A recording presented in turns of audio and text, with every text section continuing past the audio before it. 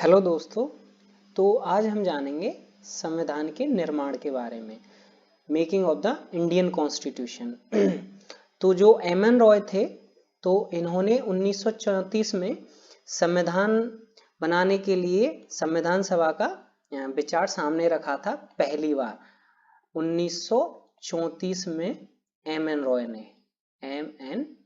रॉय जी ने तो इन्होंने रखा था।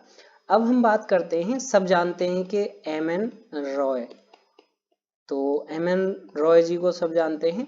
तो इनका जो एम एन है वो मानवेंद्र रॉय हैं, ये मतलब एम एन से मानवेंद्र रॉय हैं। तो ये जो आप इमेज देख रहे हैं ये मानवेंद्र रॉय जी हैं। और जो इनका बचपन का नाम था वो था नरेंद्र नाथ भट्टाचार्य जी। तो इनका जो बचपन का नाम था वो नरेंद्र नाथ भट्टाचार्य जी था। तो प्रश्न यहाँ ये बनता है कि सबसे पहले संविधान बनाने के लिए विचार किसने रखा? तो एम एन रॉय जी ने। अब हम आगे बढ़ते हैं। अब हम बात करते हैं जो संविधान सभा की मांग की गई थी वो किस किस के तहत की गई थी।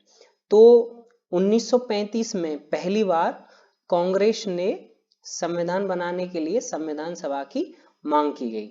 तो कांग्रेस आईएनसी ने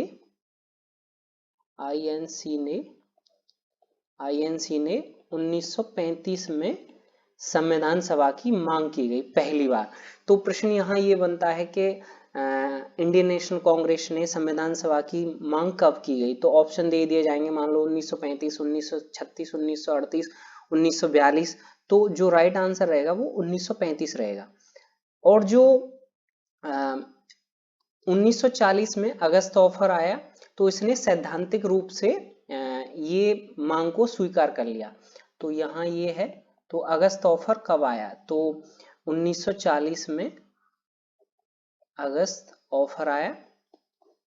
तो एक ये भी प्रश्न बन जाता है कि 19 अगस्त ऑफर कब आया। और एक जो पंडित जवाहरलाल नेहरू जी थे, तो इन्होंने 1938 में स्वतंत्र संविधान बनाने के लिए स्वतंत्र संविधान सभा की मांग की, घोषणा की कि स्वतंत्र भारत का संविधान एक संविधान सभा द्वारा ही तैयार किया जाना चाहिए, कि ये जो मतलब इंडिया का संविधान है वो भारत की संविधान सभा के द्वारा ही तैयार किया जाना चाहिए। तो 1938 में पंडित जवाहरलाल नेहरू जी ने मांग की थी। अब है हमारा 1942 में स्टेफोर्ड क्रिप्स मिशन आया। 1942 में क्रिप्स मिशन आया था, क्रिप्स मिशन। और ये मतलब दूसरे विश्व युद्ध के बाद इसने संविधान का निर्माण करने के लिए एक ये मतलब संविधान का निर्माण करने के लिए भारत आया था, क्रिप्स मिशन आया था 1942 में। तो अब हमारा है जो कैबिनेट मिशन था 1946 में आया, ये 1946 में आया, नवंबर 1946 कैबिनेट मिशन योजना के द्वारा संविधान सभा का गठन किया गया। तो अब यहाँ प्रश्न बनता है संविधान सभा का गठन कब किया गया? तो नवंबर 1946 को संविधान सभा का गठन किया गया। और जब ये मतलब कैबिनेट प्लान के तहत कैबिनेट मिशन था, कैबिनेट मिशन था ये। तो इससे मतलब जो इंडियन नेशनल कांग्रेस थी, भारतीय राष्ट्रीय कांग्रेस थी, ये और जो मुस्लिम लीग थी कैबिनेट प्लान से दोनों संतुष्ट थे। तो ये दोनों संतुष्ट थे, आईएनसी और मुस्लिम लीग। अब हम बात करते हैं जो संविधान सभा की संरचना थी वो किस तरह से थी।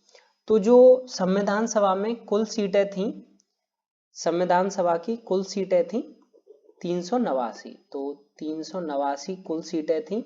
और जो ब्रिटिश भारत के लिए सीटें थी वो थी 296। और जो देशी रियासतों के लिए सीटें थी वो थी 93 सीटें। 93 सीटें। और मतलब हर एक सीट के लिए मतलब एक सीट के लिए 10 लाख मोटे तौर पर 10 लाख आबादी वाला आवंटित किया जाना था। एक सीट के लिए मतलब 10 लाख आबादी वाला क्षेत्र रहेगा। तो यहां हम ऐसे लिखते हैं 1 सीट इक्वल्स टू 10 लाख आबादी। तो इस तरह से था, एक सीट के लिए 10 लाख आबादी। अब है हमारा जो 296 सीटें थीं, जो 296 सीटें थीं उसमें 292 सदस्य थे 11 गवर्नरों के प्रांतों से थे, और जो 4 अन्य मुख्य आयुक्त थे वो अलग अलग थे, मतलब 4 मुख्य आयुक्तों से थे। और यहां हम ऐसे समझते हैं टोटल नंबर ऑफ सीटें थी 296 और 292 जो सीटें थी वो एक तरफ है और ये 4 सीटें एक तरफ थी। तो जो 292 सीटें थी जो 11 गवर्नरों के प्रांतों से थी, 11 गवर्नर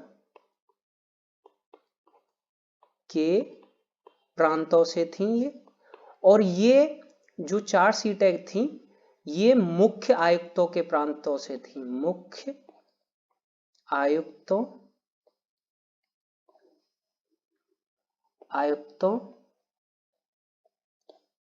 के प्रांतों से थी, प्रांतों से थी। और अब है हमारा जो ब्रिटिश प्रांत की जो सीटें थी उसमें मतलब जो जनसंख्या थी उसका एक अनुपात था, जैसे मोमडन और सिखों और जनरल मतलब ये मुसलमान सिख और जो अन्य थे जो मुसलमान और सिखों को छोड़कर, ये अन्य जो थे जनरल जो थे मुसलमान और सिखों को छोड़कर इनमें विभाजित किया जाना था, मतलब इनका एक अनुपात में रखना था इस तरह से, बाकी अन्य थे अन्य। तो इस तरह से सीटें, और जो देशी रियासतों के प्रतिनिधि रियासतों के प्रमुखों के द्वारा मनोनीत किया जाना था, जो देशी रियासत थी उनके जो प्रतिनिधि थे वो देशी रियासतों के प्रमुखों के द्वारा मनोनीत किया जाना था इनको। अब हम बात करते हैं जो 296 सीटों पर जो चुनाव हुए थे, 296 सीटों पर जो चुनाव हुए थे वो जुलाई अगस्त 1946 को हुए थे। तो यहाँ जुलाई अगस्त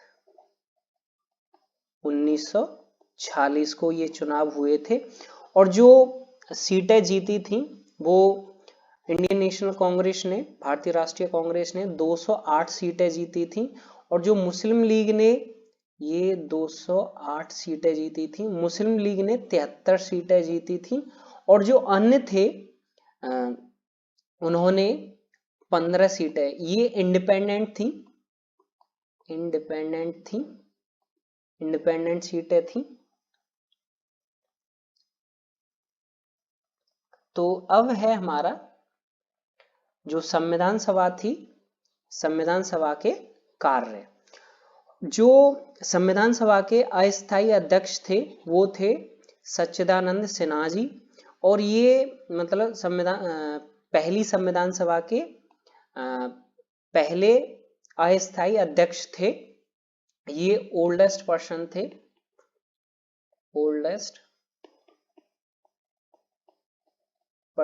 ये, और ये अस्थायी सदस्य थे। और जो विधानसभा के पहले अध्यक्ष थे वो डॉक्टर राजेंद्र प्रसाद जी थे, और जो पहले उपाध्यक्ष थे वो थे हरेंद्र कुमार मुखर्जी जी, और जो विधानसभा के संवैधानिक सलाहकार थे वो थे BN राव जी। तो आप ये इमेज देख सकते हैं जो सलाहकार थे। तो यहाँ प्रश्न ये बन जाता है विधानसभा के संवैधानिक सलाहकार कौन थे, तो वो थे BN राव, और जो पहले उपाध्यक्ष थे वो कौन थे, वो थे हरेंद्र कुमार मुखर्जी जी।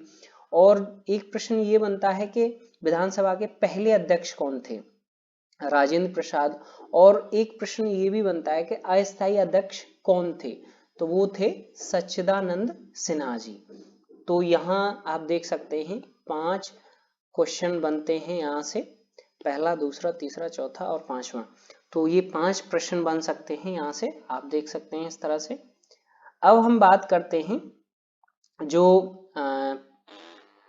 जवाहरलाल नेहरू जी ने जो ऑब्जेक्टिव रेजोल्यूशन पास किया था, तो उसके बारे में, उद्देश्य प्रस्ताव, उसके बारे में बात करते हैं। ये 13 दिसंबर 1946 को पास किया गया था, 13 दिसंबर 1946 को।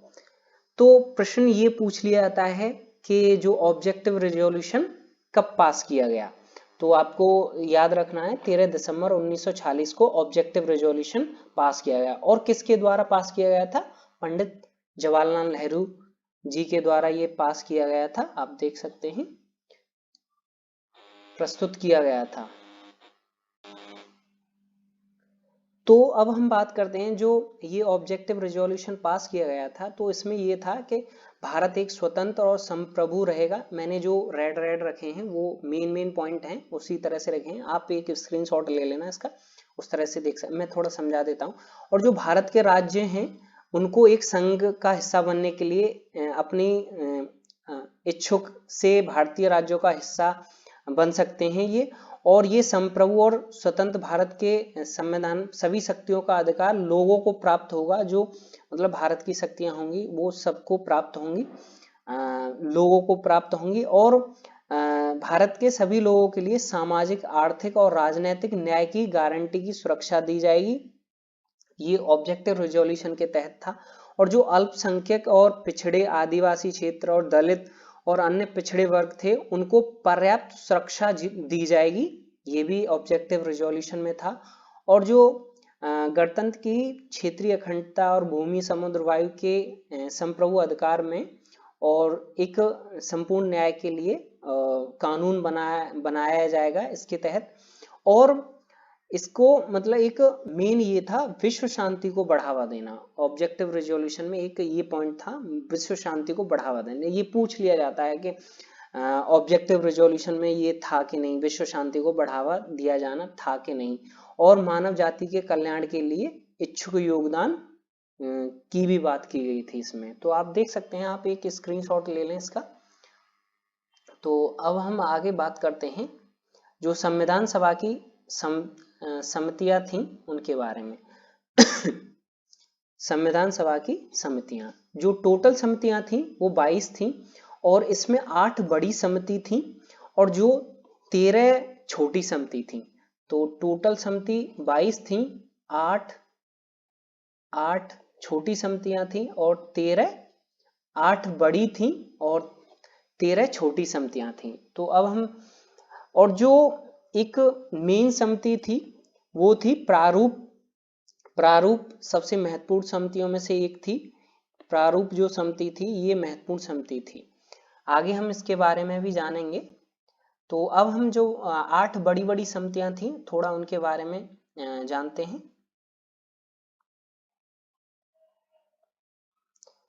8 बड़ी समितियां, तो जो मैंने हाईलाइट किया है वो थोड़ा मेन है, आप ये देख लेना। जो संघ और शक्ति समिति थी और इसके जो अध्यक्ष थे वो पंडित जवाहरलाल नेहरू जी थे। और जो प्रक्रिया समिति थी उसके जो अध्यक्ष थे वो डॉक्टर राजेंद्र प्रसाद जी थे। और प्रांतीय संविधान समिति के अध्यक्ष थे सरदार वल्लभ भाई पटेल जी। और संचालन समिति के जो अध्यक्ष थे वो थे डॉक्टर राजेंद्र प्रसाद जी। और जो प्रारूप समिति के अध्यक्ष थे वो थे डॉक्टर BR अम्बेडकर जी। और जो छठी समिति थी मौलिक अधिकार, अल्पसंख्यकों और जनजातीय बहिष्कृत क्षेत्रों के लिए सलाहकार समिति थी। और जो उसके अध्यक्ष थे वो थे सरदार वल्लभ भाई पटेल। मैं यहाँ लिख देता हूँ ये, क्योंकि इसमें 5 समितियां और थीं। तो सरदार पटेल जी थे। तो इसके जो मौलिक अधिकार और अल्पसंख्यक जनजातियों, इसके अध्यक्ष वो थे सरदार वल्लभ भाई पटेल जी। और जो संघ संविधान समिति थी उसके अध्यक्ष थे पंडित जवाहरलाल नेहरू जी। और राज्य समिति के अध्यक्ष थे जवाहरलाल नेहरू जी। अब हम बात करते हैं जो छोटी समितियां थी उनके बारे में। जो 13 छोटी समितियां थी उनके बारे में बात करते हैं। तो वित्त एवं कर्मचारी जो समिति थी उसके अध्यक्ष थे राजेंद्र प्रसाद जी, और साख समिति के कृष्ण स्वामी जी थे, और सदन समिति के सीतारमैया जी थे, व्यवसाय के एम मुंशी जी थे, और ध्वज के राजेंद्र प्रसाद जी थे, संविधान सभा के कार्यों के जीवी मावलंकर जी थे, और मुख्य आयुक्तों के लिए सीतारमैया जी थे, और भाषी आयोग के लिए एस के डार्ड थे, और जो प्रेस गैलरी समिति के थे वो थे उषा नाथ सेन जी, और संविधान मसौदे के लिए जवाहरलाल नेहरू जी थे, नागरिकता के लिए एस वरदाचारी जी थे, और ये विधानसभा के सदस्य नहीं थे, ये वाले विधानसभा के सदस्य नहीं थे। तो अब हम बात करते हैं जो प्रारूप समिति थी उसके बारे में। जो प्रारूप समिति है उससे प्रश्न पूछ लिया जाता है, प्रारूप समिति। और जो प्रारूप समिति के अध्यक्ष थे वो थे doctor B are Ambedkar ji, और इसके मतलब टोटल जो सदस्य थे वो 7 थे। तो जो 7 सदस्य थे वो ये हैं, doctor B are Ambedkar ji, और अलादी कृष्ण स्वामी अय्यर जी हैं, और कन्हैया लाल मणिकलाल मुंशी जी हैं, और मोहम्मद सादुक्ता जी थे, एन गोपालन स्वामी जी थे, बी एल मित्तर जी थे, और डीपी खातान थे। तो ये 7 मेंबर थे जो प्रारूप समिति के थे, और जो अध्यक्ष थे वो बी आर अम्बेडकर जी थे, और इनको जो अम्बेडकर जी को फादर ऑफ इंडियन कॉन्स्टिट्यूशन कहा जाता है, इंडियन कॉन्स्टिट्यूशन। तो भारतीय संविधान का पिता भी कहा जाता है इनको, अम्बेडकर जी को। तो अब है हमारा जो संविधान सभा थी उसको संविधान बनाने में 2 साल 11 माह 18 दिन लगे थे। 2 साल 11 माह 18 दिन, तो 2 ईयर 18 मंथ और 18 डे।